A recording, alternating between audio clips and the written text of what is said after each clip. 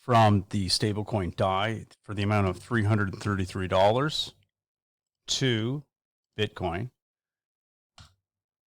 And as you can see, I don't know if you can see it. Yeah, Bitcoin's just down marginally right now, down 1.38%. Convert now.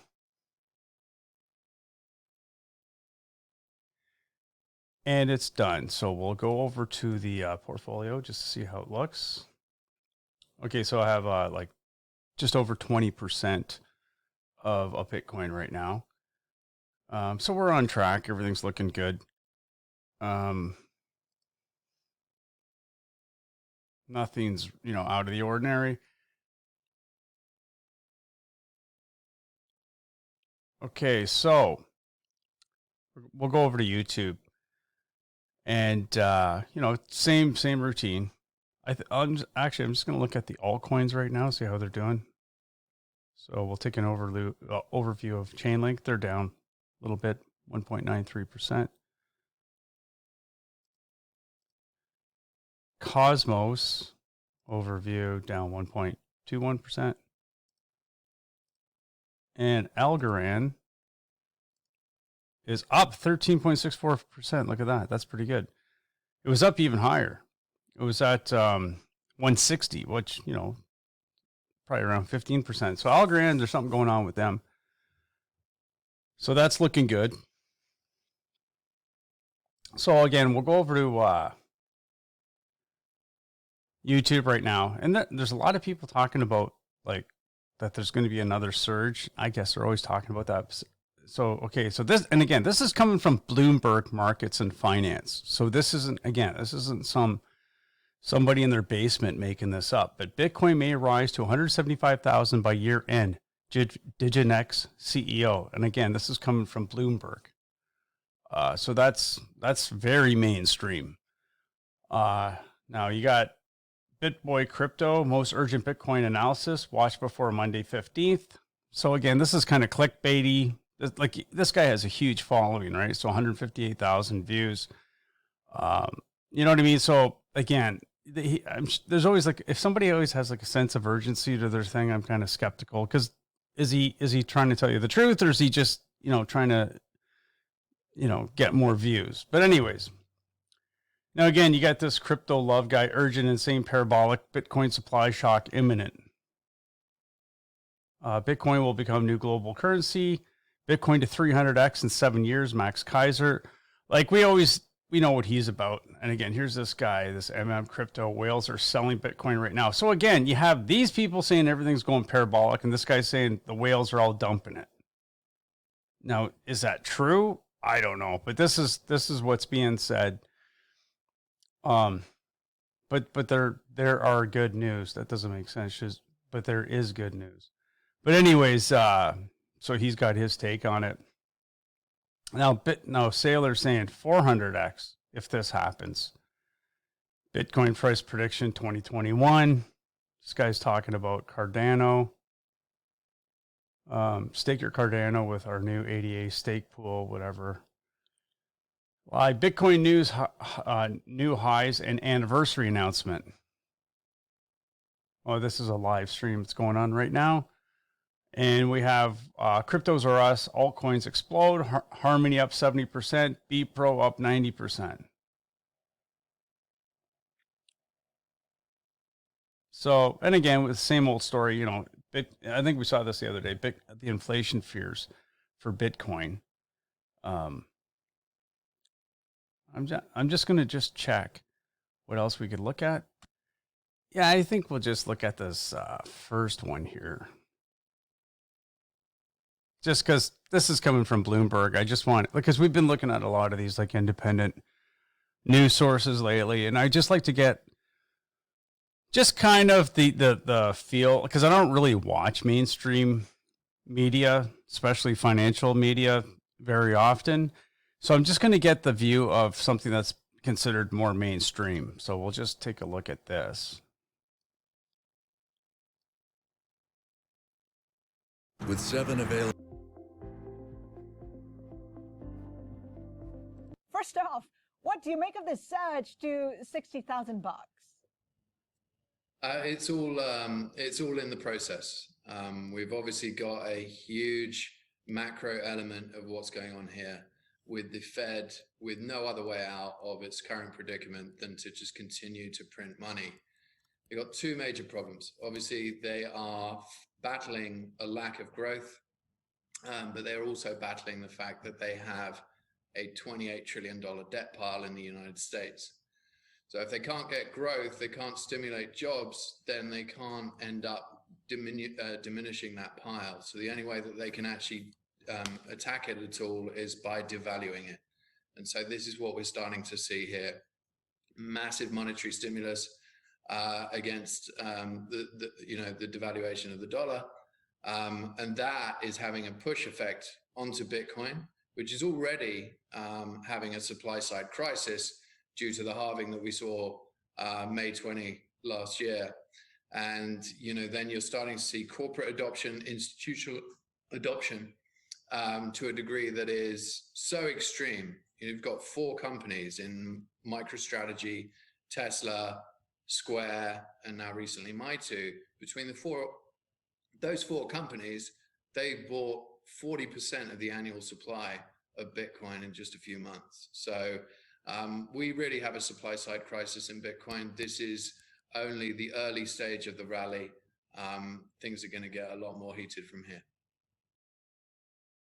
Okay, so just listen to what this guy's saying. And again, he's not one of those guys that's jumping up and down, mugging for the camera, trying to be animated. This guy is just talking cool and collective. He is not animated whatsoever. Listen to what he just said.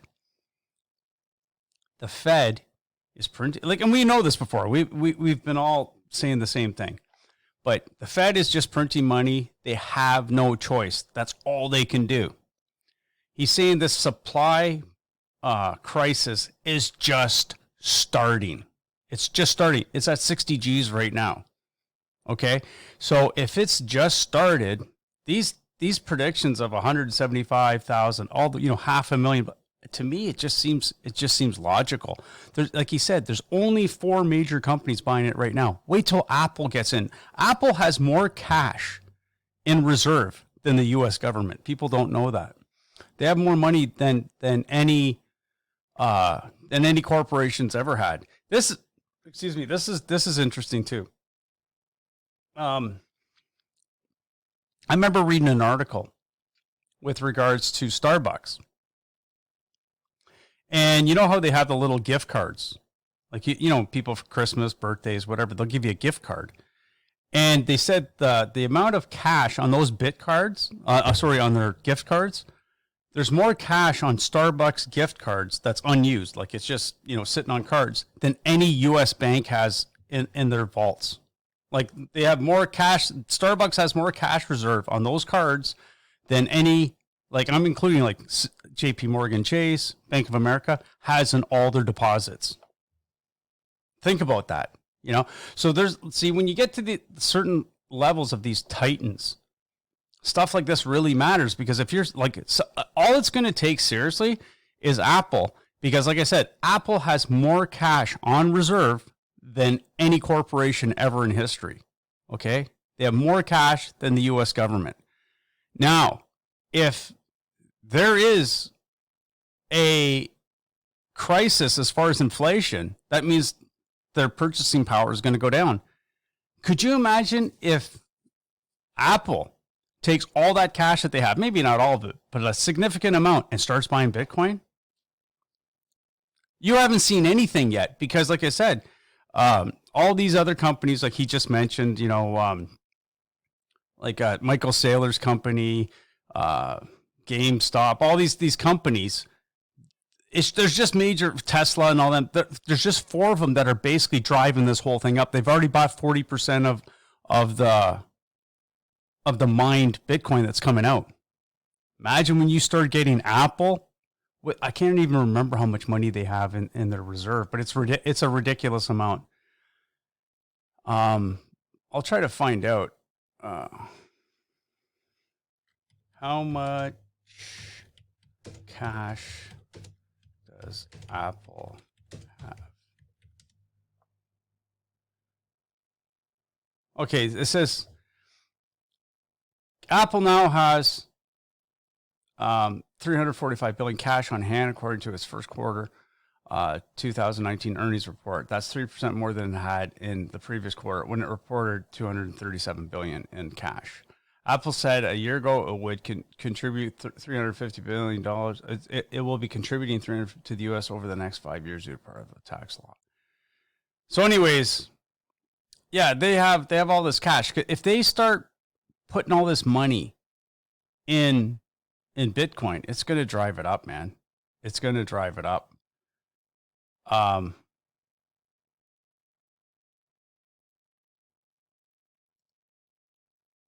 So, okay, I'm just looking at this now. Now they're saying Apple isn't the most cash rich anymore. I'm just looking at Apple isn't the most cash rich, but it doesn't matter. Okay, but they're saying somebody else is. But, I guess Google, Alphabet, whatever it is. But, okay, there's another company, Google, Alphabet, whatever you want to call them. If they're the most cash rich, Alphabet now has 117 billion in reserve compared to 102 billion for Apple. Okay, but they're saying now Apple has 300 and something billion. So I don't know, because this is an old article. This is from 2019. So they're saying Alphabet has 117 billion now, but they're saying Apple has 245. Now. So I'm thinking, I've heard Apple has the most, but it doesn't really matter. But the point is, if it's Google or if it's Apple or whoever, whichever company it is, or if both of them, when you're holding that much cash, you're going to want to protect it, because you'll be losing money just by holding cash.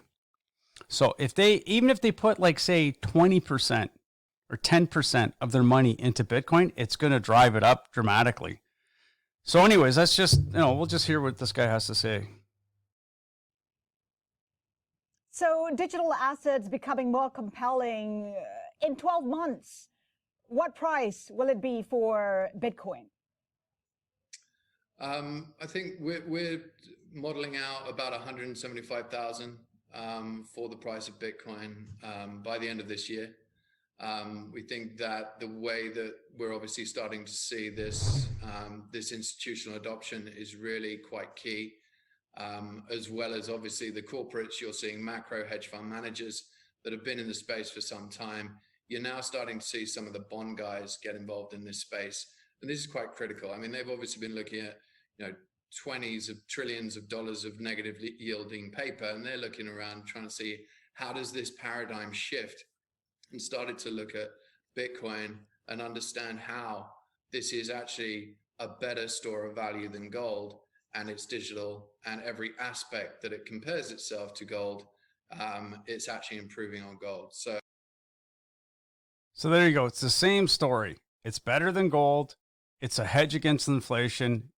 You know what I mean? Like, what more do you want? And like he's saying, for no other reason, hedge fund managers, huge hedge fund managers, they're not idiots. Hedge fund managers are probably some of the smartest people in the world. Like, they're usually guys that worked at, big banks and, brokerage houses and all that. Were kind of renegades. Like, they were smarter than the corporation. And they were probably given marching orders to follow, toe the corporate line, and they knew better, and they branched out and they took off on their own. And they made way more money than they would have if they would have stayed at a corporation. That's usually what hedge fund managers are. A lot of these guys are like mathematicians and just these highly, highly intelligent people, right? And they're starting to see it. And like this guy's saying here, if it goes that way, if you start seeing the whole, hedge fund management, corporate CFOs and all that, all gravitating towards it, you're going to see, I think he's right. You're just seeing the start of it. So anyways, that's my rant for today. And, I'll see you tomorrow and we'll just continue with the journey. But I do think, like, I'm more positive now than ever. And I think I'm doing the right thing. Like, I guess, nature, you would want to jump in right now, but again, you got to go nice and slow and do it like I'm saying, because if there is price fluctuation along the way, because all it's going to take is, Janet Yellen or somebody to, say, oh, so on and so forth. We're going to, implement a certain piece of legislation or something like that. And everybody gets scared and they could dump it or something like that, which I'm looking forward to. But anyways, yeah.